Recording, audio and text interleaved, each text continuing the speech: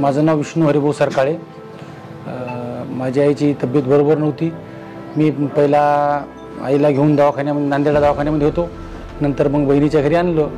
काही 15 दिवसाच्या नंतर माझ्या आईची तब्येत पुन्हा बिघडली। त्यामुळे मग नंतर मी हिंगोलीमध्ये ॲडमिट केलं। माझ्या आईला दवाखान्यामध्ये घेईन गेले। नंतर बांगर साहेबाला फोन करून बांगर साहेबांना डॉक्टरशी बोलून माझ्या आईला दवाखान्यात ॲडमिट केलं। 15 दिवस ते दवाखान्यामध्ये राहिलो।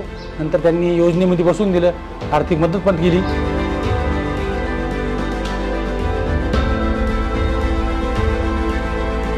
नंतर बांगर साहेबांचे आणि मी मुख्यमंत्र्यांचे पण आभार मानतो।